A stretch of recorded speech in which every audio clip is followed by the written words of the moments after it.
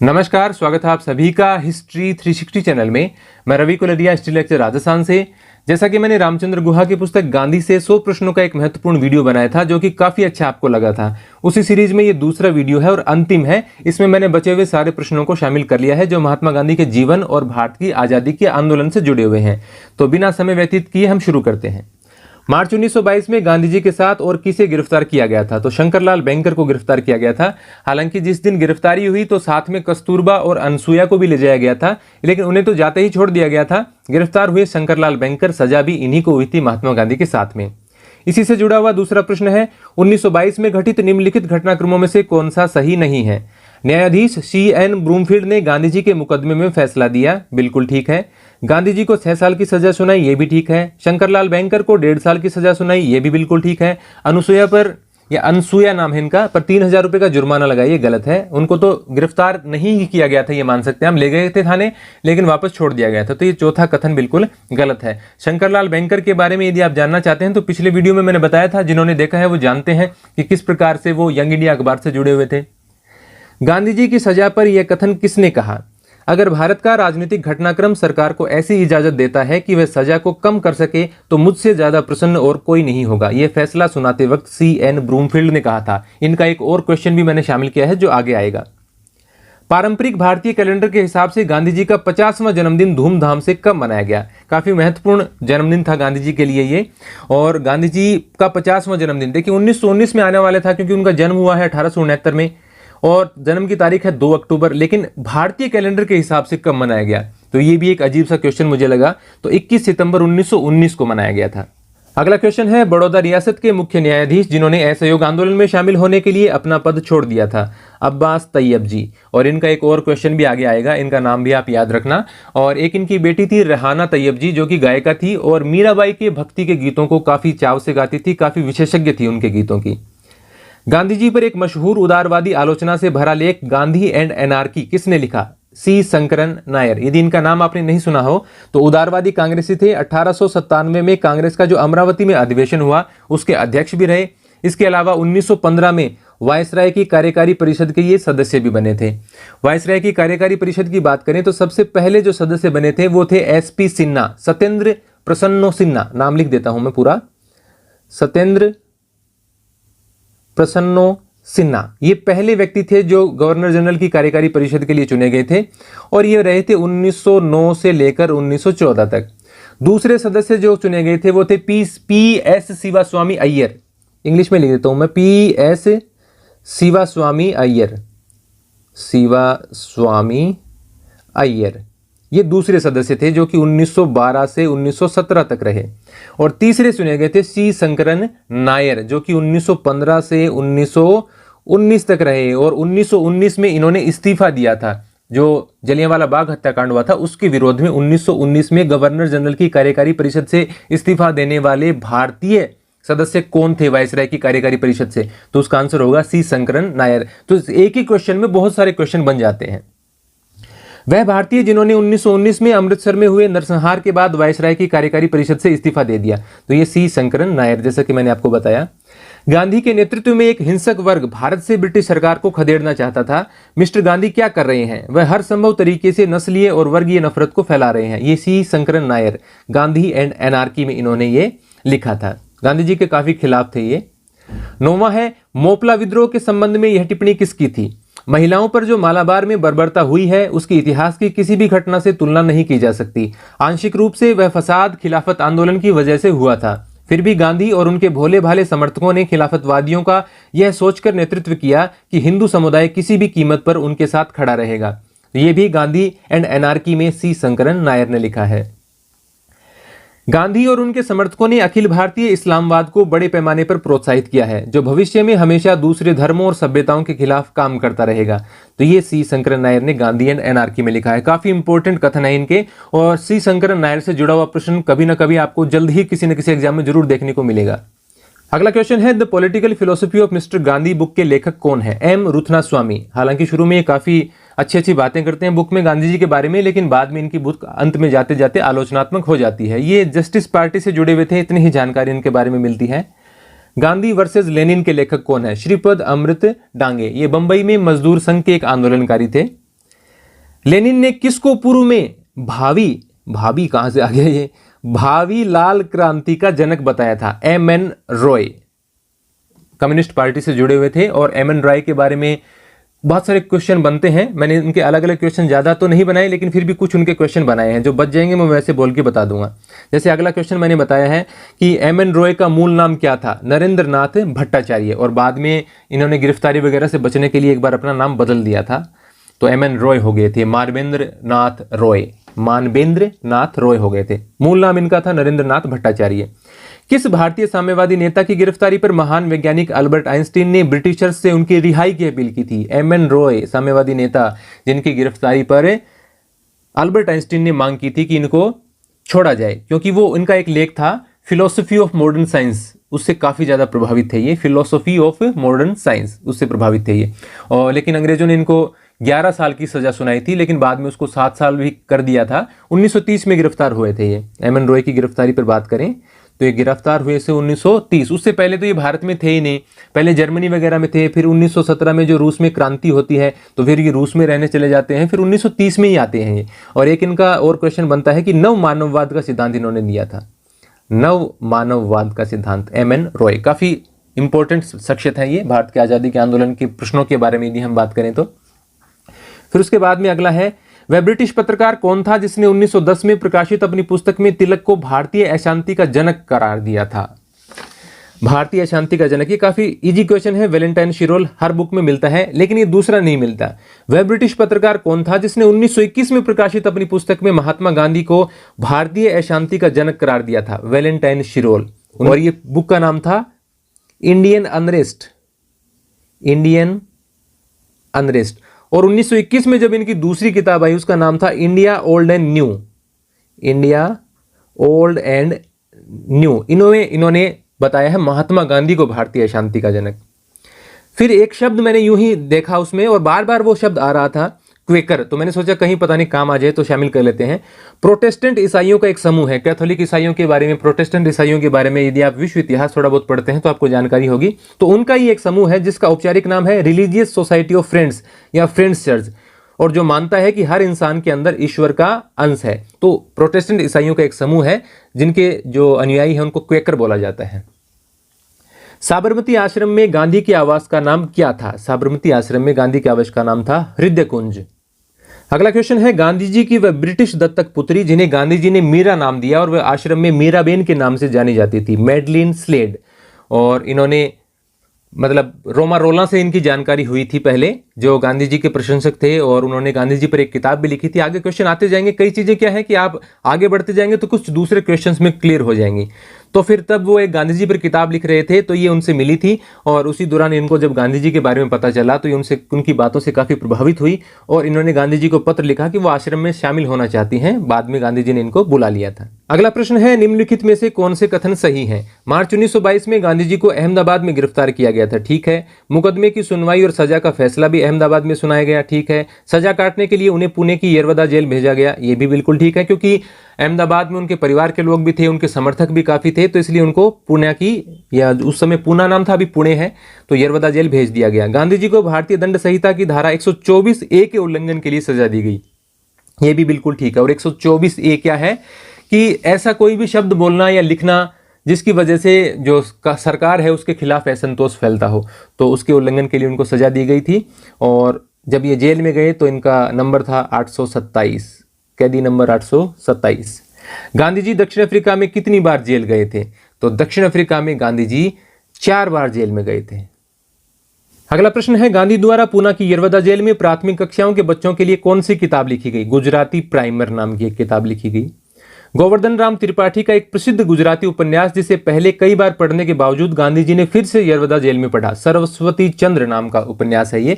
हालांकि गांधी जी ने जेल में काफी किताबें पढ़ी, लेकिन इसका मुझे लगा इंपॉर्टेंट है क्योंकि बार बार इनका जिक्र आता है, कई बार पढ़ी है उन्होंने ये किताब। क्वेश्चन है, 1922 में गांधी जी के गिरफ्तार होने पर निम्नलिखित में से किस किस ने यंग इंडिया का संपादन संभाला था? शोएब कुरैशी, श्री राजगोपालाचारी, जॉर्ज जोसेफ और शंकरलाल बैंकर। शंकरलाल बैंकर तो है नहीं, जेल में है वो तो गांधी जी के साथ, तो शोएब कुरैशी ने संभाला। इनके गिरफ्तार होने पर श्री राजगोपालाचारी ने संभाला और उसके कुछ समय बाद जॉर्ज जोसेफ ने भी संभाला था। तो इसका आंसर हो जाएगा 1, 2, 3 सी हो जाएगा। किस वर्ष कांग्रेस का अधिवेशन महात्मा बुद्ध के जीवन से जुड़ी हुई एक महत्वपूर्ण घटना वाले स्थान पर हुआ था? गया में 1922 में, जहां पर महात्मा बुद्ध को ज्ञान की प्राप्ति हुई थी और इसकी अध्यक्षता की थी CR दास ने। इसी में वो एक प्रस्ताव लाए थे जिसके बारे में अगला क्वेश्चन है, किस अधिवेशन में विधान परिषदों के बहिष्कार को खत्म करने का CR दास का प्रस्ताव पारित नहीं हो पाया? 1922 के अधिवेशन में ही वो चाहते थे कि विधान परिषदों में जाना चाहिए। कांग्रेस ने तो विधान परिषदों का बहिष्कार कर रखा है, वो नीति बंद करनी चाहिए, लेकिन उनका प्रस्ताव पास नहीं हो पाया। उनके साथ और कौन कौन थे? मोतीलाल नेहरू थे, हकीम अजमल खान थे, विट्ठल भाई पटेल थे। तो उन्होंने नई पार्टी बना ली। हालांकि वो कांग्रेस के अंतर्गत ही एक दल था, स्वराज पार्टी। चूंकि कांग्रेस का अधिवेशन मोस्टली दिसंबर के लास्ट वीक में होता था, तो स्वराज पार्टी का गठन आप जनवरी मान लीजिए, जनवरी 1923 में तब इनका गठन हुआ था। और जो नो चेंजर्स थे, जो बदलाव नहीं चाहते थे, बहिष्कार के पक्ष में ही बना रहना चाहते थे, उनमें डॉक्टर अंसारी थे, श्रीमती सरोजिनी नायडू थी, मौलाना आजाद थे, राजगोपालाचारी थे और गांधी जी के ये ज्यादा समर्थक थे, ये भी आप कह सकते हैं। और फिर मई 1923 में एक मीटिंग और होती है इनकी। मई 1923 में कांग्रेस की मीटिंग होती है, जो कांग्रेस की कमेटी होती है AICC, अखिल भारतीय कांग्रेस कमेटी। उसकी बैठक में CR दास अपना प्रस्ताव पास करवा लेते हैं 96 के मुकाबले 71 वोटों से। जो विधान परिषदों में जाने वाला प्रस्ताव है वो पास करवा लेते हैं। फिर उसका अगला क्वेश्चन है, 1923 में कांग्रेस के काकीनाडा अधिवेशन की अध्यक्षता किसने की? मोहम्मद अली ने। जो अली बंधु हैं, मौलाना मोहम्मद अली और शौकत अली, उनमें से मोहम्मद अली ने 1923 में काकीनाडा अधिवेशन की अध्यक्षता की। जनवरी 1924 में यरवदा जेल में गांधी जी के बीमार पड़ने के बाद किस डॉक्टर ने गांधी जी के अपेंडिसाइटिस का सफल ऑपरेशन किया? डॉक्टर मेडॉक्स ने। और वो करवाना किसी दूसरे डॉक्टर से चाहते थे, लेकिन वो वहां पहुंच नहीं पाए, तो डॉक्टर मेडॉक्स ने उनका ऑपरेशन किया। अगला क्वेश्चन है, असहयोग आंदोलन में गिरफ्तार करने के बाद गांधी जी को समय से पहले जेल से रिहा करने का फैसला कब किया गया? हालांकि उनको 6 साल की जेल की सजा दी थी, लेकिन उनको लगभग 2 साल पूरे होने से पहले ही रिहा कर दिया गया, 4 फरवरी 1922 को। 1920 के दशक के मध्य में त्रावणकोर में जातीय भेदभाव के खिलाफ सामाजिक आंदोलन करने वाले प्रमुख समाज सुधारक कौन थे? नारायण गुरु, ये प्रमुख समाज सुधारक थे। इनके साथ और कौन कौन थे जिनका इनके साथ नाम आता है? TK माधवन। TK माधवन, ये जो वायकोम सत्याग्रह है उसी से जुड़ी हुई बातें हैं, TK माधवन है। इसके अलावा KP केशव मेनन, KP केशव मेनन, जो ये भी इसी आंदोलन से जुड़े हुए हैं। और बाद में आगे चलकर पेरियार वगैरह भी इसी आंदोलन से जुड़ते हैं, उनका भी शायद एक क्वेश्चन शामिल किया है इसके अंदर। और जॉर्ज जोसेफ भी इसमें जुड़े हुए हैं, जो उभर आया था ना, जो यंग इंडिया का कार्यभार जिन्होंने संभाला था राजगोपालाचारी के बाद में, जब गांधी जी जेल में थे, तो वो जॉर्ज जोसेफ, ब्रिटेन में बैरिस्टर की पढ़ाई की हुई थी इनकी। ये जॉर्ज जोसेफ, TK माधवन जब गिरफ्तार हो जाते हैं, केशव मेनन जब गिरफ्तार हो जाते हैं, तो जॉर्ज जोसेफ के पास इस आंदोलन की कमान जाती है। ये जो जातियों के लिए आंदोलन है, उनको क्या खास तौर से क्या था, जो मंदिर के आसपास की जो सड़कें थी, मंदिर में तो खैर प्रवेश था ही नहीं, उसके आसपास की सड़कों पर भी नहीं चलने दिया जाता था, तो उसके लिए ये आंदोलन चल रहा था। तो जॉर्ज जोसेफ भी इससे जुड़े हुए हैं। एजावा जाति में जन्मे नारायण गुरु का प्रमुख नारा क्या था? उस आंदोलन के दौरान उनका प्रमुख नारा था, एक जाति, एक धर्म, एक ईश्वर। अगला क्वेश्चन है, जून 1924 में अहमदाबाद में अखिल भारतीय कांग्रेस कमेटी में गांधी जी ने कांग्रेसी प्रतिनिधियों पदाधिकारियों के लिए कितनी देर चरखा काटने का प्रस्ताव पारित किया था? प्रतिदिन आधे घंटे चरखा काटने का प्रस्ताव पारित किया था। गांधी जी ने किस स्थान पर दंगे होने के कारण 1924 में मोहम्मद अली के घर 21 दिन का उपवास किया था? कोहाट, अभी तो ये पाकिस्तान में चला गया है, पाकिस्तान में जो प्रांत है खैबर पख्तूनवा, वहां पर है ये। और उस समय की यदि बात करें तो नॉर्थ वेस्ट जो फ्रंटियर था, उत्तर पश्चिमी सीमा प्रांत, वहां पर था ये स्थान, जहां पर दंगे होने के कारण गांधी जी ने 21 दिन का उपवास मोहम्मद अली के घर में किया। 34वां क्वेश्चन है, सी राजगोपालाचारी का एक कथन है, जहां तक मुसलमान नेताओं के प्रति भावनाओं का सवाल है, मैं उनके बारे में अब अलग तरीके से सोचने लगा हूं। मैं उन्हें तनिक भी पसंद नहीं करता, मैं उनके हृदय में कोई परिवर्तन नहीं देख रहा। उन्होंने उपवास के मनोविज्ञान को तनिक भी नहीं समझा है कि बापू मुसलमानों की कृतघ्नता, हिंदुओं की तकलीफों और मुस्लिम नेताओं की हृदयहीनता और बेरुखी से अत्यधिक दुखी हैं। वह एक अटूट आस्था के वशीभूत होकर अभी भी ईश्वर की तरफ देख रहे हैं और इस प्रकाश व सहायता के लिए उनकी आत्मा विकल है और छटपटा रही है। मैं मुस्लिम नेताओं के कठोर हृदय में कोई परिवर्तन नहीं देख पा रहा हूं। यह कथन है सी राजगोपालाचारी का। अगला क्वेश्चन है, गांधी जी ने कांग्रेस की अध्यक्षता किस सम्मेलन में की? एक ही बार की थी उन्होंने 1924 के बेलगांव अधिवेशन में, उसके बाद दोबारा उन्होंने नहीं की। इसके बाद में है वायकोम सत्याग्रह के दौरान अछूत कही जाने वाली जातियों की मुक्ति आंदोलन में कौन वायकोम वॉरियर के नाम से प्रसिद्ध हुए? अभी मैंने जो ऊपर सत्याग्रह के बारे में बताया था ना कि नारायण गुरु, टी.के. माधवन वो जुड़े हुए थे, उसी में बाद में ई.वी. रामास्वामी जुड़ते हैं, जिनको पेरियार के नाम से जिनको ज्यादा जाना जाता है, और यही वायकोम वॉरियर के नाम से उस आंदोलन के दौरान प्रसिद्ध हुए। वायकोम सत्याग्रह के दौरान महात्मा गांधी ने वायकोम का दौरा कब किया? मार्च 1925 में वो उस आंदोलन में शामिल होने के लिए गए थे। नोबेल पुरस्कार प्राप्त फ्रांसीसी साहित्यकार जिन्होंने Mahatma Gandhi the man who became one with universal being, Romain Rolland. हालांकि देखिए स्पेलिंग इस प्रकार से है, लेकिन फ्रेंच में उच्चारण ऐसा ही होता है। जैसे आप यदि टेनिस में थोड़ा बहुत शौक रखते हो तो फ्रेंच ओपन टेनिस होता है, और उसमें आप उसमें स्पेलिंग देखेंगे तो आपको रोलैंड गैरोस दिखेगा, लेकिन उसका उच्चारण है वो रोलां गैरों, इस प्रकार से किया जाता है। तो फ्रांसीसी उच्चारण ऐसे ही होते हैं। तो ये रोमा रोलां फ्रांसीसी साहित्यकार है। इसका एक और क्वेश्चन भी मैंने आगे शामिल किया है, और ये बहुत इंपॉर्टेंट क्वेश्चन मैं आपको बता रहा हूं। Mahatma Gandhi the man who became one with universal being, और इनको एक बार साहित्य का पुरस्कार भी, नोबेल पुरस्कार भी प्राप्त हो चुका था। 39वां, या तो गांधी की विचारधारा जीतेगी या यह फिर से अभिव्यक्त होगी जैसा यह सदियों पहले ईसा मसीह या बुद्ध के रूप में हुई थी, जब तक कि यह आखिरकार एक मानव स्वरूप अर्ध देवता के रूप में जीवन के सिद्धांत के वास्तविक अवतार के रूप में अभिव्यक्त न हो जाए, जो एक नई मानवता को एक नई राह पर ले जाएगी। यह कथन रोमा रोलां का है। अगला क्वेश्चन है, प्रसिद्ध उपन्यास जीन क्रिस्टोफे के लेखक कौन है? अब ये जीन क्रिस्टोफे उपन्यास हमारे आज़ादी के आंदोलन से कोई बिल्कुल भी जुड़ा हुआ नहीं है, लेकिन मैंने इसको बात जानबूझकर शामिल किया है रोमा रोलां के बारे में बताने के लिए और गांधी जी की एक दत्तक पुत्री के बारे में बताने के लिए। तो रोमा रोलां का ये उपन्यास है। जो गांधी जी की दत्तक पुत्री, ब्रिटिश दत्तक पुत्री मैंने आपको बताई थी, मैडलिन स्लेड, जिसको मीराबेन कहा गया बाद में, मैडलिन स्लेड, ये रोमा रोलां की प्रशंसक थी, और जीन क्रिस्टोफे इनका एक उपन्यास उनको बहुत अच्छा लगा। इसके अलावा एक लघु पुस्तिका थी रोमा रोलां की, वो उनको काफी पसंद आई, और जीन क्रिस्टोफे पढ़ने के बाद में ये रोमा रोलां से मिलने चली गई। उस समय रोमा रोलां गांधी जी पर किताब लिख रहे थे, जिसका जिक्र अभी हमने एक ऊपर वाले क्वेश्चन में किया था। तो उसने गांधी जी के बारे में पूछा, जाना, तब उनको पता चला पहली बार कि गांधी जी कौन है, और फिर उसे लगा कि मैं तो उनके पास ही जाऊंगी, और उन्होंने पत्र लिखकर गांधी जी से आश्रम में शामिल होने की अपील की। गांधी जी ने उनको बुला लिया। तो इस प्रकार ये जुड़ी हुई है, तो मैंने शामिल किया है। मैंने सुना है कि गांधी के सूत की घुटन से कांग्रेस को बचाने के लिए एक श्रम साध्य कोशिश चल रही है। यह कथन किसका है? एनी बेसेंट का। देखिए एनी बेसेंट के गांधी जी के साथ कोई ज्यादा अच्छे संबंध बिल्कुल कभी भी नहीं रहे। हाँ, थोड़ी बहुत खींचतान इनके बीच में चलती रहती थी, और कांग्रेस में बहुत से नेता ये मानते थे कि जो गांधी जी सूत काटने वाली, चरखा चलाने वाली बात कर रहे हैं, ये कुछ ज्यादा ही कर रहे हैं। तो उसके संबंधित उन्होंने एक कटाक्ष किया है। 1925 में कांग्रेस के अधिवेशन की अध्यक्षता किसने की? सरोजनी नायडू, पहली भारतीय महिला अध्यक्ष है ये कांग्रेस की। उससे पहले एनी बेसेंट बनी है, उसके बाद में नेल्ली सेन गुप्ता बनी है, जो कि ब्रिटिश मूल की है, लेकिन उनकी शादी भारत में होती है, तो इसलिए वो तीसरी महिला है। उसके बाद में आज़ादी के बाद में बनती है इंदिरा गांधी, सोनिया गांधी, ये 5 बनी है आज तक। गांधी जी ने कौन सी पुस्तक 1909 में लंदन से केपटाउन यात्रा के दौरान जहाज पर लिखी थी? हिंद स्वराज।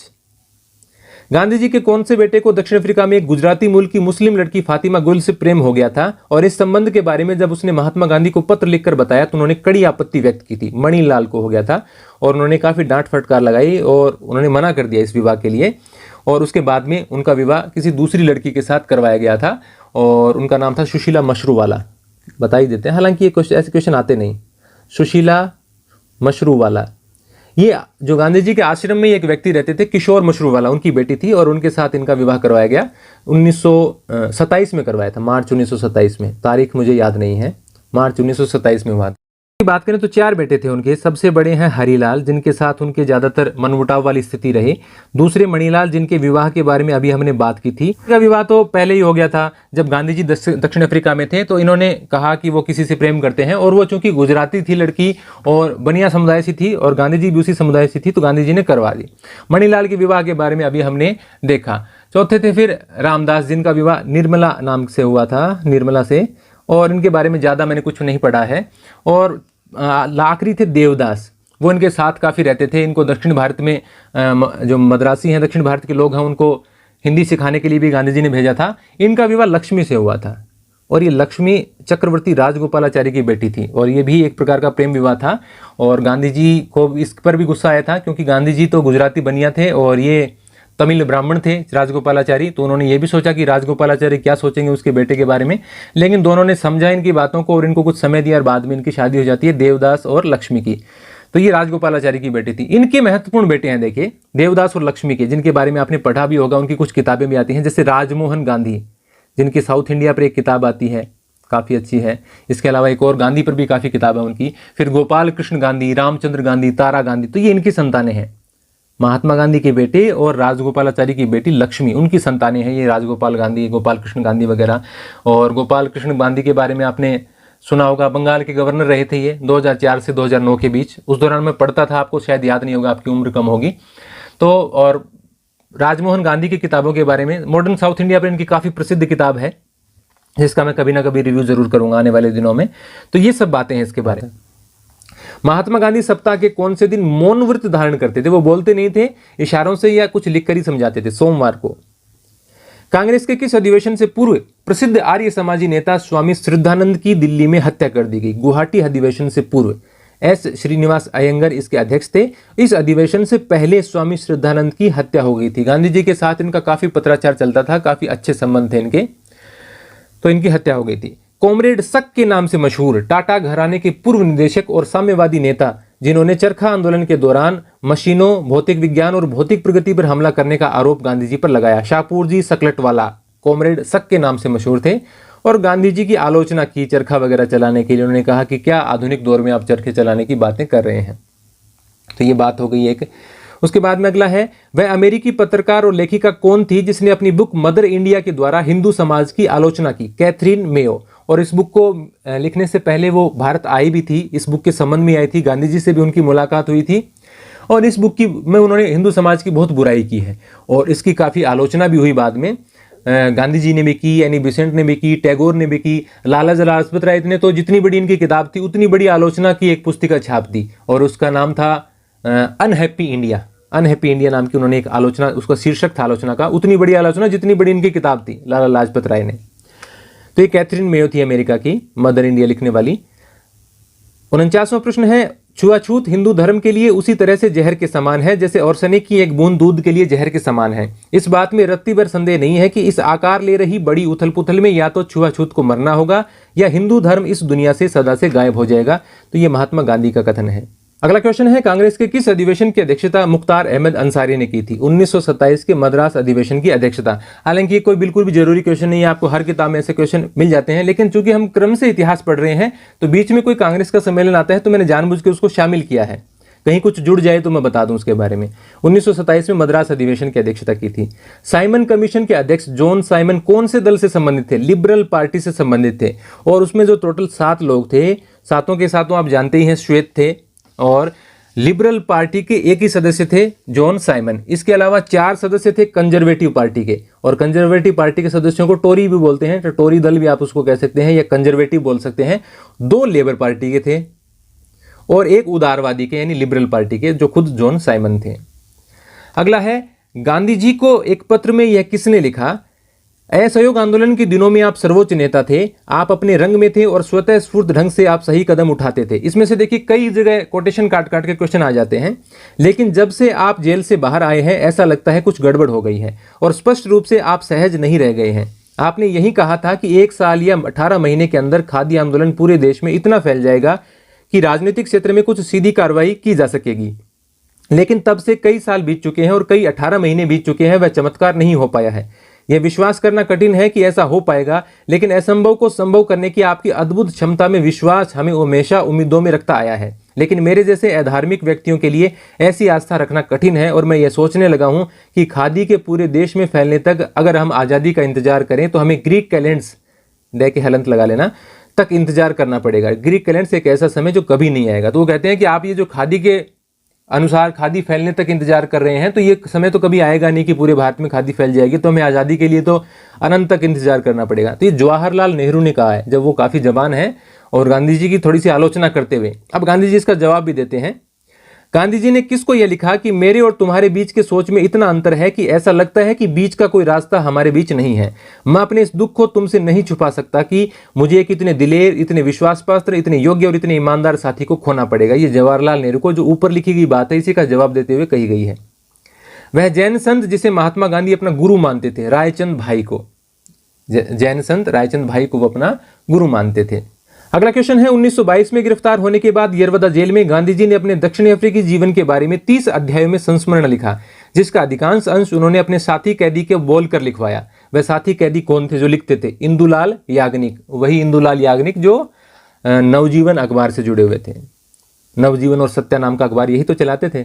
1924-25 में प्रकाशित दक्षिण अफ्रीकाना सत्याग्रहणों इतिहास, सत्याग्रहणों इतिहास है ये, का 1928 में प्रकाशित अंग्रेजी संस्करण, ये तो गुजराती संस्करण है, अंग्रेजी में इसका संस्करण सत्याग्रह इन साउथ अफ्रीका किसको समर्पित किया गया? मगनलाल गांधी, गांधी जी के भतीजे थे ये, और 1928 में इनकी टाइफाइड से मृत्यु हो जाती है। गांधी जी के काफी नजदीक थे, उनको ये समर्पित किया गया। उनका जो अफ्रीका में जो घटनाएं थी उसके संबंध में उनका जो संस्मरण था, उसका अंग्रेजी अनुवाद सत्याग्रह इन साउथ अफ्रीका। गांधी जी द्वारा स्वास्थ्य संबंधी एक पर्चे, एक गाइड टू हेल्थ का प्रकाशन कब किया गया? 1921 में। अगला क्वेश्चन है 1928 में बारदोली सत्याग्रह के दौरान कर आकलन की शर्तों की जांच के लिए गठित की गई समिति की जांच का नेतृत्व किसने किया? आर.एस. ब्रूमफील्ड, वही आर.एस. ब्रूमफील्ड जिन्होंने 1922 में गांधी जी को सजा सुनाई थी, और वो उनका एक कथन था प्रसिद्ध काफी।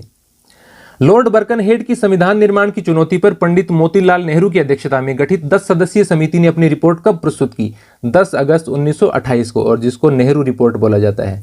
और ये जो कमेटी बनाई गई थी उसमें टोटल 10 मेंबर थे, आप जानते हैं। उसमें से 2 मुस्लिम थे, अली इमाम और शोएब कुरैशी, और 1 सिख थे, मंगल सिंह। सिख तो थे मंगल सिंह, और 2 मुस्लिम थे, अली इमाम और शोएब कुरैशी। क्वेश्चन है नेहरू रिपोर्ट को किसने भारत के राजनीतिक और सांप्रदायिक प्रश्नों को हल करने की दिशा में एक महान योगदान करार दिया? महात्मा गांधी ने करार दिया। अब देखिए, इससे जुड़े हुए कुछ मैं सामान्य बातें बताता हूं। जैसे ये जो रिपोर्ट है वो नेहरू ने किसको जमा करवाई? कांग्रेस अध्यक्ष को। कांग्रेस अध्यक्ष कौन है? 1927 में कौन थे? डॉक्टर अंसारी थे, उन्हीं को जमा करवाएंगे। ये जब समिति निर्मित की गई तब भी उस बैठक की अध्यक्षता किसने की? डॉक्टर अंसारी ने की, क्योंकि 1927 से लेकर 1928 में जब तक नया अधिवेशन होगा, इस्तीफा नहीं देते हैं तो अध्यक्ष पहला वाला ही रहेगा। तो अध्यक्ष चुने गए थे डॉक्टर अंसारी, तो उन्हीं को इन्होंने जमा करवाई है, और उन्हीं का जो कमेटी गठित की गई तब वो बैठक की अध्यक्षता भी वही कर रहे थे। हालांकि कमेटी के अध्यक्ष हैं वो मोतीलाल नेहरू हैं। नेहरू भी आप मतलब दूसरे मत समझ लेना, मोतीलाल नेहरू हैं, बड़े वाले नेहरू। अगला क्वेश्चन है 1928 में किसने पत्र लिखकर गांधी जी को कहा कि बंगाल एक मत से मोतीलाल जी की अध्यक्षता के समर्थन में है, कृपया उनका नाम अनुमोदित करें, नहीं तो तटस्थ रहें? सुभाष चंद्र बोस ने लिखा। क्योंकि देखिए, एक तो उस समय का जो अधिवेशन है वो कलकत्ता में होने वाला था 1928 वाला, और दूसरी बात मोतीलाल नेहरू इस समय चर्चा में भी हैं क्योंकि उन्होंने भारत के संविधान का मसौदा तैयार किया है नेहरू रिपोर्ट के तौर पे। इसके अलावा सी.आर. दास की मृत्यु के बाद में, जो कि बहुत प्रसिद्ध नेता थे बंगाल के, सी.आर. दास की 1925 में मृत्यु के बाद में पहली बार कोई अधिवेशन कलकत्ता के अंदर हो रहा है। मोतीलाल नेहरू काफी निकट थे सी.आर. दास के, स्वराज पार्टी में भी दोनों एक साथ थे। तो ऐसी कुछ भावनाएं थी वहां की बंगाल की कांग्रेस पार्टी की, जो कांग्रेस कमेटी थी बंगाल की। तो इसलिए सुभाष चंद्र बोस ने ये मांग की कि भाई मोतीलाल नेहरू को अध्यक्षता के समर्थन में है हम तो, और यदि या तो उनका नाम आप निकाल दें, नहीं निकालें तो आप तटस्थ रहें, किसी दूसरे का नाम मत निकालें। अगला प्रश्न है 8 अप्रैल 1929 को भगत सिंह और बटुकेश्वर दत्त द्वारा केंद्रीय असेंबली में किए गए बम धमाके के समय केंद्रीय असेंबली के अध्यक्ष कौन थे? विट्ठल भाई पटेल, और वहां मौजूद भी थे वो उस दौरान, और ये वल्लभ भाई पटेल के बड़े भाई थे जो कि केंद्रीय असेंबली में अध्यक्ष थे, विट्ठल भाई पटेल। अगला प्रश्न है असेंबली बम कांड के बारे में यह कथन किसने कहे कि स्वराज एक कदम पीछे हो गया है? उस बम धमाके में शामिल 2 नौजवानों ने हमारे राष्ट्रीय आंदोलन को धक्का पहुंचाया था। कांग्रेस सदस्यों को हिंसा के धब्बों से खुद को मुक्त करना चाहिए। तो ये महात्मा गांधी का कथन था। उन्होंने एक तरीके से भगत सिंह और बटुकेश्वर दत्त की आलोचना की है कि उनको हिंसा का कदम नहीं उठाना चाहिए था। हालांकि तरीका थोड़ा डराने वाला था, लेकिन उन्होंने किसी को मारने की बिल्कुल भी नहीं सोची थी, उन्होंने खाली स्थान पर ही बम फेंके थे। 1929 में कांग्रेस का अधिवेशन कौन सी नदी के तट पर बसे एक ऐतिहासिक शहर में हुआ था? रावी नदी के तट पर, क्योंकि लाहौर में हुआ था अधिवेशन और लाहौर रावी नदी के तट पर है। तो मैंने सोचा इस क्वेश्चन को ऐसे लिखते हैं थोड़ा सा। Doctor M.A. अंसारी द्वारा all India nationalist Muslim party का गठन कब किया गया? 1929 में किया गया, और ये मौलाना बंधुओं को और जो मुस्लिम लीग है उसको काउंटर करने के लिए एक तरीके से पार्टी का गठन किया गया था। वायसराय लॉर्ड इरविन की ट्रेन को बम से उड़ाने का प्रयास कब किया गया? 23 दिसंबर 1929 को, और ये तारीख याद रखना, इससे पहले भी एक ऐसा काम हुआ था 23 दिसंबर 1912 को, ठीक इसी से 17 साल पहले इसी तारीख को लॉर्ड हार्डिंग को भी उड़ाने का प्रयास किया गया था। जब दिल्ली में वो चांदनी चौक के आसपास मतलब हाथी पर बैठे थे, उन तो बम फेंका गया था, वो तो घायल भी हो गए थे, लेकिन लॉर्ड इरविन को कुछ नहीं हुआ। हालांकि ट्रेन के 2 डिब्बे पटरी से जरूर उतर गए थे, तो बम फेंका गया था। और उस दिन इरविन जा रहे थे, आगरा दिल्ली वाली एक्सप्रेस थी शायद, और उस दिन रायसीना हिल्स में वायसराय के लिए नया जो भवन बना था उसमें प्रवेश करने के लिए वो जा रहे थे, उस दिन ये हुआ है। और गांधी जी की मुलाकात भी उनकी होने वाली थी 1-2 दिन बाद में।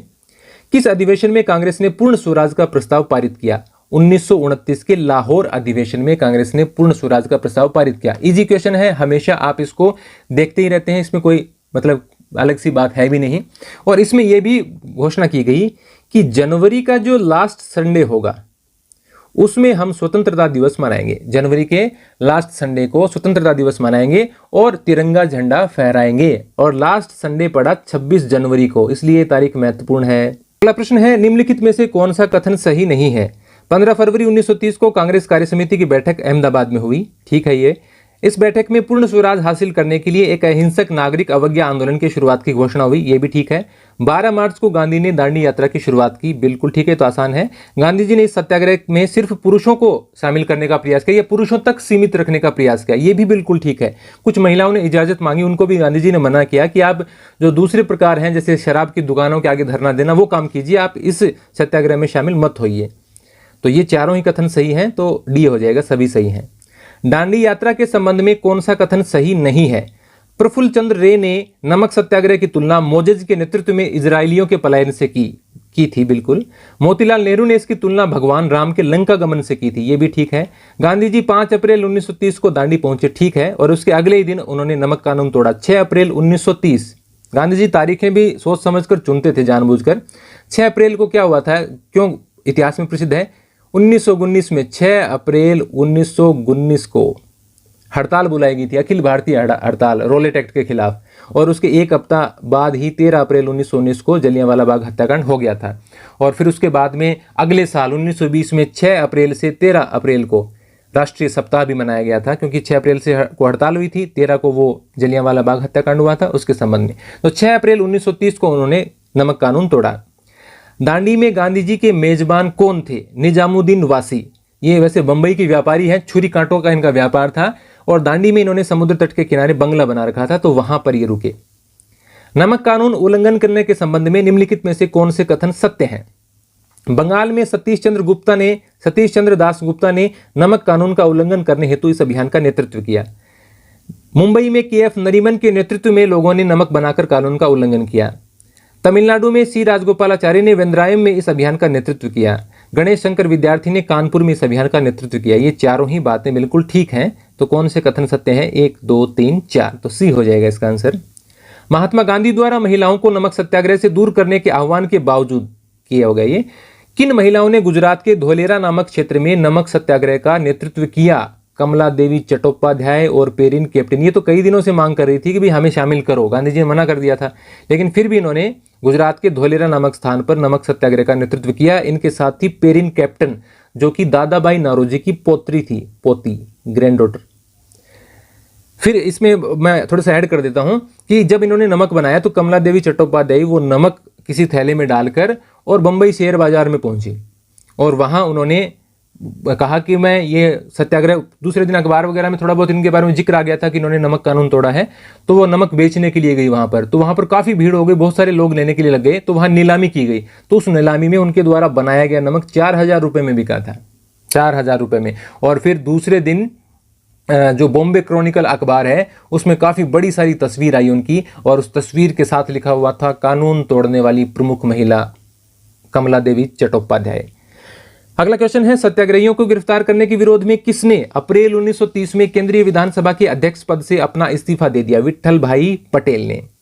अगला क्वेश्चन है, किसने वायसराय को लिखा कि सिर्फ कांग्रेसी और गांधी ही किसी भी समझदारी की सीमा तक जाकर अच्छा नतीजा दे सकते हैं, और एक ऐसे गोलमेज सम्मेलन में जिसमें कांग्रेसी नेताओं के शामिल होने की राजी न किया जा सके, वह कुछ भी हो जाए लेकिन ज्यादा महत्व की नहीं होगी। तो विट्ठल भाई पटेल ने कहा कि गांधी जी या कांग्रेस के नेताओं के बिना कोई भी सम्मेलन है वो सफल नहीं हो सकता।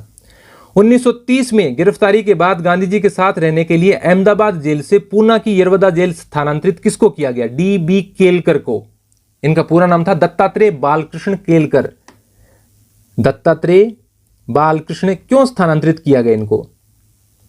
गांधी जी ने कहा कि भी जो व्यक्ति यरवदा जेल के अंदर सत्याग्रह के आरोप में गिरफ्तार किए गए हैं सत्याग्रह करने के कारण, मैं उन सबसे मिलना चाहूँगा। तो जेलर ने मना कर दिया। उसके बदले में उन्हें कहा कि आपको एक साथी मिल सकता है जिसके साथ आप रहना चाहें। तो उन्होंने दत्तात्रेय बालकृष्ण केलकर के साथ रहने की मांग की और वो अहमदाबाद जेल में थे तो उनको पुणे की यरवदा जेल लाया गया। और ये खासतौर से इनका नाम आपको काका केलकर मिलता है। काका केलकर इस नाम से ही प्रसिद्ध थे, पत्रकार थे, लेखक थे और जो गुजरात विद्यापीठ थी उसमें पढ़ाते भी थे ये, तो इसलिए इनको बुलाया गया है। फिर उसके बाद में है, गांधी जी ने अपनी गिरफ्तारी के बाद किसको सविनय अवज्ञा आंदोलन का उत्तराधिकारी बनाया था? अब्बास तैयब जी को। अब्बास तैयब जी और रेहाना तैयब जी के बारे में मैंने आपको बताया था, बड़ौदा के न्यायाधीश थे जिन्होंने इस्तीफा दे दिया था। तो इनको, और इसके बाद में इनके गिरफ्तार होने के बाद में सरोजिनी नायडू ने सविनय अवज्ञा आंदोलन का कार्यभार संभाला। पहले गोलमेज सम्मेलन के समय ब्रिटिश प्राइम मिनिस्टर कौन थे? Ramsay MacDonald. और पहला गोलमेज सम्मेलन कब से कब तक हुआ? ये तो नॉर्मल क्वेश्चन है। 12 नवंबर 1930 से लेकर और ये 19 जनवरी 1931 तक चला। अभी देखिए, रैमसे मैकडोनाल्ड और बाल्डविन, इन दो के नाम आपको इन सालों में काफी मिलेंगे। देखिए, स्टैनली बाल्डविन बन गए, फिर मैकडोनाल्ड बन गए, फिर स्टैनली बाल्डविन बन गए, फिर मैकडोनाल्ड बन गए, फिर बाल्डविन बन गए, यानी 5 बार इनका उलट पलट ऐसे होता है। और उसके बाद के तो आसान है याद रखने, यहां तक के मुश्किल है। जो बाल्डविन 1935 से 37 बने, उसके बाद के याद रखने मुश्किल है, आसान है, सॉरी, उससे पहले के मुश्किल है। उसके बाद में तो चैम्बरलेन बने हैं, चर्चिल बने हैं, एटली बने हैं, तो ये उसके बाद के तो काफी इजी होते हैं। उससे पहले के ब्रिटिश प्राइम मिनिस्टर थोड़े से मुश्किल से याद रहते हैं। 1930 में मुस्लिम लीग के इलाहाबाद में हुए वार्षिक अधिवेशन के अध्यक्ष कौन थे? अल्लामा इकबाल। मुस्लिम लीग का अधिवेशन है, मैंने जानबूझकर इसी को शामिल किया गया है क्योंकि ये पहला गोलमेज सम्मेलन यहां पर हो रहा है और उस दौरान मुस्लिम लीग के जो मेन नेता हैं वो सारे गोलमेज सम्मेलन में भाग लेने के लिए गए हुए हैं। तो अध्यक्षता की अल्लामा इकबाल ने, और इसी अध्यक्षता के दौरान उन्होंने वो कथन कहे थे, वो मांग की थी पाकिस्तान की कि मैं चाहूंगा कि पंजाब, उत्तरी पश्चिमी सीमा प्रांत, सिंध और बलूचिस्तान, इनको मतलब एक राज्य बना दिया जाए और ब्रिटिश भारत के अधीन बनाओ, चाहे उसके बाहर बनाओ, लेकिन इसको एक अलग बनाए और ऐसे मुस्लिम राज्य का गठन ही उत्तर पश्चिमी भारत के मुसलमानों का आखिरी मुकाम होगा। इस प्रकार का एक कथन उन्होंने कहा था 1930 के मुस्लिम लीग के इलाहाबाद में हुए अधिवेशन में। अगला क्वेश्चन है, यूरोप और अमेरिका में महात्मा गांधी की आत्मकथा को किस नाम से प्रकाशित किया गया? Mahatma Gandhi his own story. इसमें कुछ बदलाव भी किया गया था C.F. एंड्रूज के द्वारा। उसमें जो उनके ब्रह्मचर्य और उपवास से संबंधित कुछ बातें थी वो हटा दी गई थी, तो और उसमें कुछ दक्षिण अफ्रीका के कुछ उनकी बातें थी और कुछ यंग इंडिया के लेख थे वो जोड़ के और 1930 में यूरोप में प्रकाशित की गई थी और अमेरिका में भी, इंग्लैंड और अमेरिका में प्रकाशित तब ये हुई थी और नाम भी इनका कर दिया था Mahatma Gandhi his own story. यहाँ the my experiment with truth वगैरह इस नाम से आती थी। 1930 के लिए टाइम पत्रिका ने किसे मैन ऑफ द ईयर चुना? Mahatma Gandhi, Bobby Jones, Sinclair Lewis, Joseph Stalin.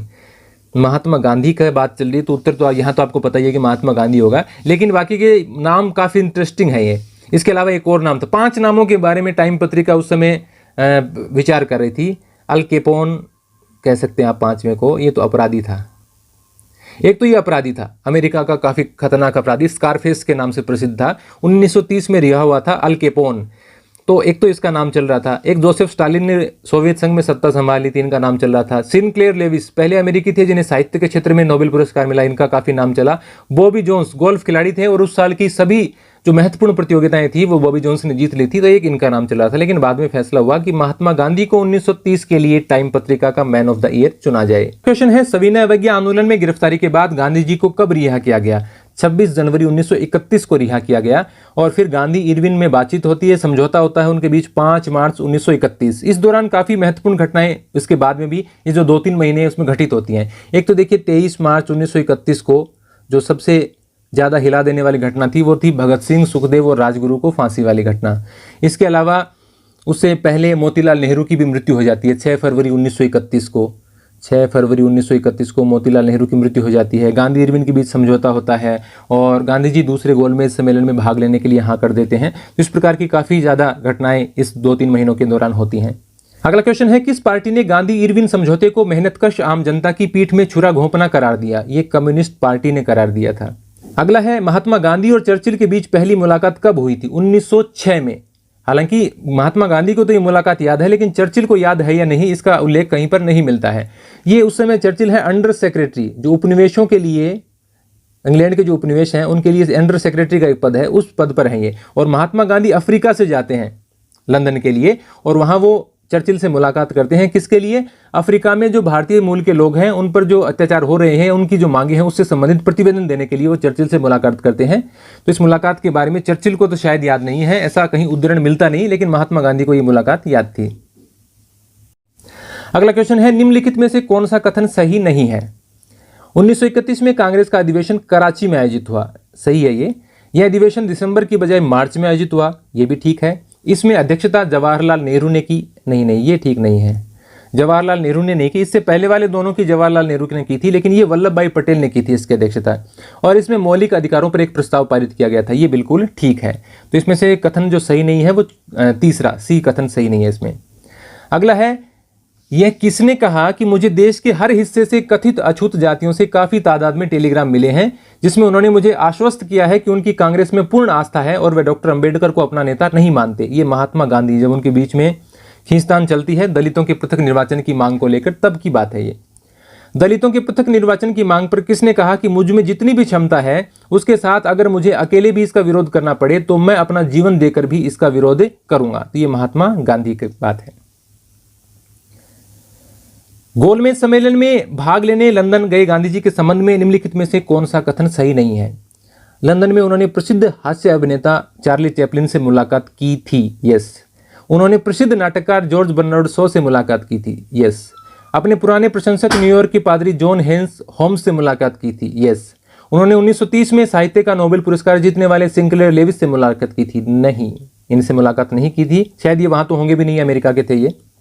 अगला है, गांधी जी की गोलमेज सम्मेलन में भाग लेने के बाद वापसी की यात्रा में कौन सा कथन इसमें से सही नहीं है? जब वो सीधे डायरेक्ट वो इंडिया नहीं आए हैं, कहां कहां रुके हैं देखिए। गांधी जी वापसी यात्रा में फ्रांस रुके, बिल्कुल रुके थे। गांधी जी ने स्विट्जरलैंड में अपने दोस्त रोमा रोला से मुलाकात की थी, बिल्कुल इसी के लिए तो वो रुके थे। वो फ्रांस पहले गए, फ्रांस से फिर वो बाद में स्विट्जरलैंड में गए हैं। गांधी जी ने इटली में प्रसिद्ध शिक्षाविद और फिजिशियन मारिया मोंटेसारी से मुलाकात की थी, हाँ उनसे मुलाकात की थी। और इटली में ही गांधी जी ने 13 दिसंबर को मुसोलिनी से मुलाकात की थी। तो ये चारों के चारों कथन सही हैं। तो ये सभी कथन सही हैं। और इसके बाद उन्होंने जो पोप थे उस समय के, और पोप भी थे पोप पायस 11वें थे, और उनसे भी मुलाकात के लिए उन्होंने समय मांगा था, लेकिन उन्होंने टाइम नहीं दिया। अब कुछ पुस्तकों के नाम मैंने शामिल किए हैं जो कि इंपॉर्टेंट है।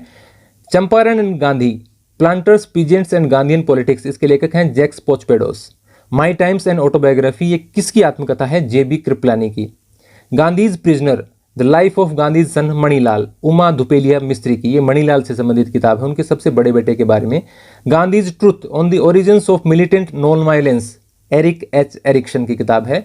8 फर्लॉन्ग्स ऑफ फ्रीडम, ये वाइकोम सत्याग्रह पर काफी महत्वपूर्ण किताब है, टी.के. रविंद्रन की। Doctor Ambedkar life and mission, doctor Ambedkar के बारे में जितनी भी किताबें हैं उनमें सबसे ज्यादा जानकारी अंबेडकर के बारे में इसी में मिलती है। धनंजय कीर की किताब है ये। द नेहरूज, मोतीलाल एंड जवाहरलाल, ये बी.आर. नंदा की प्रसिद्ध किताब है। Lokmanya Tilak, father of Indian unrest and maker of modern India, DV. Tahmankar. Jinnah of Pakistan, Stanley Wolpert की 3 किताबें इंपॉर्टेंट है। Jinnah of Pakistan, a tryst with destiny, Nehru से संबंधित। Shameful flight, the last years of British empire in India, ये स्टैनली वॉलपर्ट की हैं, और तीनों ही किताबें इंपॉर्टेंट हैं। उसके बाद में एक और है, Gandhi, the man, his people and the empire, Rajmohan Gandhi.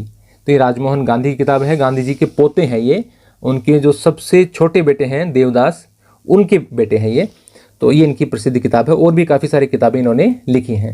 तो ये वो प्रश्न थे जो मुझे लगे कि आपके एग्जाम्स के लिए इंपॉर्टेंट हो सकते हैं। आपको कैसे लगे आप जरूर बताना कमेंट करके, क्योंकि लाइक और कमेंट एक चैनल को आगे बढ़ाने के लिए काफ़ी ज़रूरी होते हैं। तो आप किसी प्रकार की राजनीतिक बातें प्लीज़ कमेंट में नहीं करें। आपके कोई सुझाव हैं, आपके कोई और क्वेश्चन हैं इससे संबंधित, तो आप वो पूछ सकते हैं। धन्यवाद।